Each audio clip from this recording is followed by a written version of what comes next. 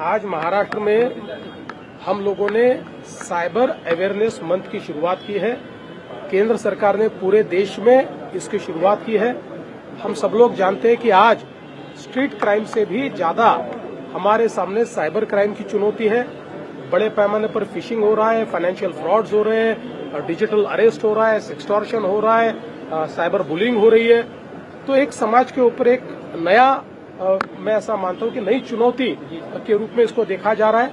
महाराष्ट्र में हमने देश का सबसे अच्छा साइबर सिक्योरिटी सेंटर तैयार करके इसका मुकाबला करने की व्यवस्था तो खड़ी करी है, लेकिन उससे ज्यादा महत्वपूर्ण है कि ये क्राइम न हो इसलिए अवेयरनेस तैयार करना, क्योंकि क्राइम होने के बाद हम आरोपी को पकड़ते भी है तब भी जो मेंटल ट्रॉमा है उसको रिवर्स नहीं किया जा सकता। इसलिए हम लोग यह प्रयास कर रहे हैं कि बहुत बड़ा अवेयरनेस कैंपेन हम लोग खड़ा करें और विशेष रूप से जो हमारे स्कूल्स है, हमारे जो विद्यार्थी है, इनमें भी अवेयरनेस तैयार करने का हम प्रयास कर रहे हैं।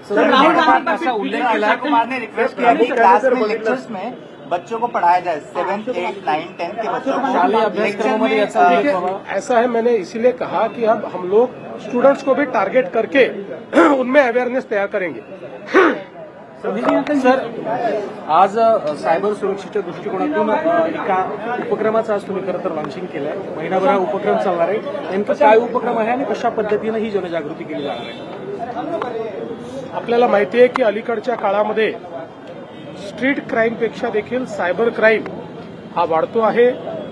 मोठ्या प्रमाणात लोकांचे फायनान्शियल फ्रॉड्स होत आहेत, पैसे जात आहेत, ऑनलाईन फ्रॉड्स होत आहेत, फिशिंग होत आहे, त्यासोबत सायबर बुलिंग होत आहे, सेक्सटॉर्शन होत आहे, असे अनेक गुन्हे हे आता घडत आहेत।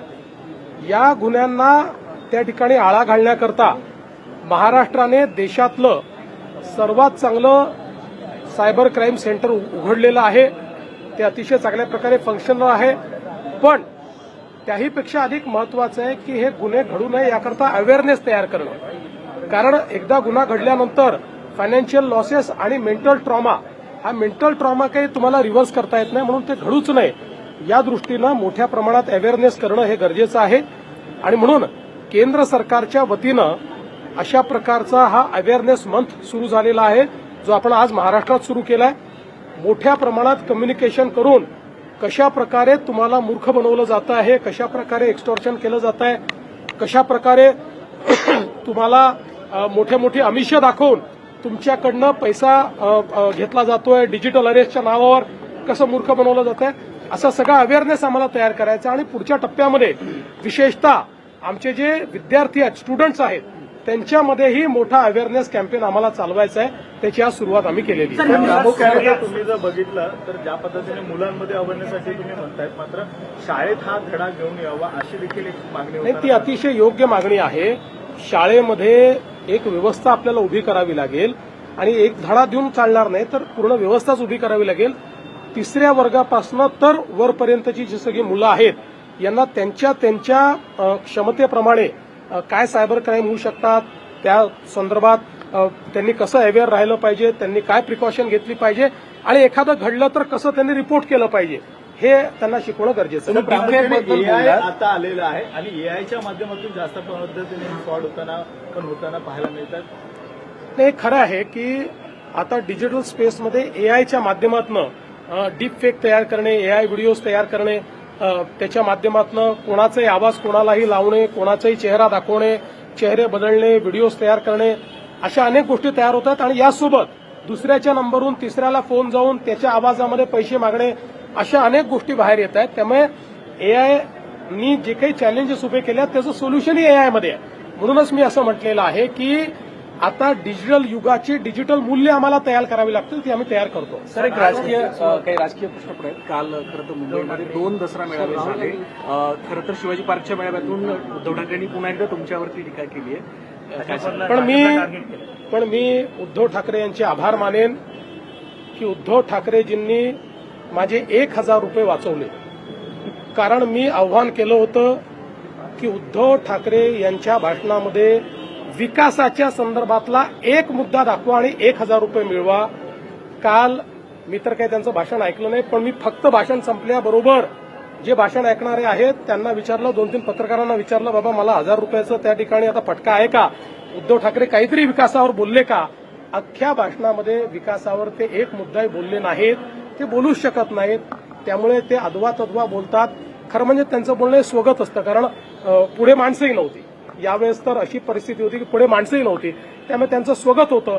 पण तरी देखील त्यांचे आभार मानतो की त्यांनी नेहमीच्या पद्धतीने लोकांच्या संदर्भात, विकासाच्या संदर्भात, लोककल्याण कसं करणार, राज्याला पुढे कसं नेणार, बीएमसीला पुढे कसं नेणार, याबद्दल अवाक्षरही न काढता मी जे बोललो ते सत्य करून दाखवलं आणि माझे 1000 रुपये वाचवले, त्याबद्दल आभार.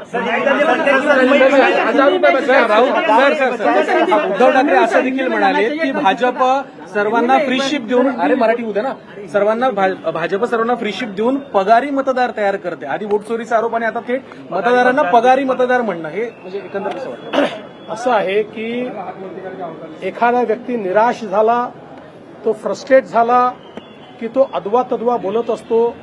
जे सूज्ञ लोक असतात त्यांनी त्याच्याकडे फार लक्ष द्यायचं नसतं, त्याची मानसिकता समजून घ्यायची असते आणि त्याला सोडून द्यायचं. सर, राज्यातल्या सध्याच्या स्थितीबाबत सुप्रिया सुळेंनी असं म्हटलं की कुठेतरी राजकारण बाजूला ठेवून सर्वपक्षीय बैठक जी आहे ती आता मुख्यमंत्र्यांनी लावणं गरजेचं आहे असं त्यांनी म्हटलंय. राजकारण त्यांनी जर बाजूला ठेवलं तर आम्ही बाजूलाच ठेवलेलं आहे. आमची अपेक्षा अशी आहे की आता जे त्यांनी राजकारण सुरू केलं आहे अतिवृष्टीनंतर, त्यांनी एकदा मागे वळून बघितलं पाहिजे की तेही सत्तेत होते, अनेक वर्ष सत्तेत होते, मध्ये पुन्हा 2.5 वर्ष सत्तेत होते. प्रत्येक वेळी कलॅमिटी आली, त्या कलॅमिटीमध्ये त्यांनी काय केलं हे एकदा त्यांनी आरशात बघितलं की त्याच्यानंतर ते जे राजकीय मागण्या करतायत त्या राजकीय मागण्या बंद होतात. मराठवाड्यातल्या शेतकऱ्यांच्या शेतामधला चिखल अजूनही बाहेर गेलेला नाहीये. मागणी करताना पाहायला मिळतात. तेच म्हणूनच मी सांगितलं की विरोधी पक्षाने इतके वर्ष सत्तेत असताना अशा प्रकारच्या कॅलॅमिटीमध्ये त्यांनी स्वतः काय केलं आहे, त्यांनी काय निर्णय घेतलेले आहेत, त्यांनी काय जीआर काढलेले आहेत, असा एकदा आरसा बघितला की काय मागणी करायची ते ठरवते. सर, पिछले 9 महीनों में मुंबई में 2000 बांग्लादेशियों पर कार्रवाई हुई है. सीएम राहुल गांधी कोलंबिया में एक बार फिर देश की बदनामी करने नजर आए. जिस प्रकार से उन्होंने कहा कि देश की लोकतंत्र खतरे में, विदेश में जाके देखिए, राहुल गांधी इनको भारत के संविधान की ताकत पर विश्वास ही नहीं है. और इसका एक कारण है कि इस देश का, भारत का इतिहास वो जानते नहीं है. उनकी दादी श्रीमती इंदिरा जी ने इमरजेंसी लगाकर भारत के संविधान को बदलकर भारत के अंदर एकाधिकार शाही लाने का प्रयास कर कर देख लिया. भारत की जनता ने उनको उलट दिया. ये भारत का लोकतंत्र है, ये डॉक्टर बाबा साहब आम्बेडकर जी ने दिया हुआ लोकतंत्र है. ये किसी के बाप में ताकत नहीं है कि इस लोकतंत्र को वो कमजोर करके दिखाए. इनका दिमाग कमजोर है, इनके दिमाग में कमजोर है, इनके दिमाग में इस संविधान के खिलाफ फितरत है. इसलिए मैं बार बार कहता हूँ, Rahul Gandhi is a serial लायर, इज अ सीरियल लायर, इज अ सीरियल लायर. सर, पिछले 9 महीनों में सीएम साहब, पिछले 9 महीने में 2000 बांग्लादेशियों पर कार्रवाई हुई है. 1000 को डिपोर्ट किया गया है, जबकि 1000 पर कार्रवाई प्रक्रिया चल रही है. सर, ऐसा क्या होना चाहिए कि बांग्लादेशियों की घुसपैठ बंद हो यहाँ? ये घुसपैठ बंद होगी ही, और जो आएगा उसको पकड़ के वापस भेजा जाएगा. सर, मदतीच्या संदर्भात एक प्रश्न आहे.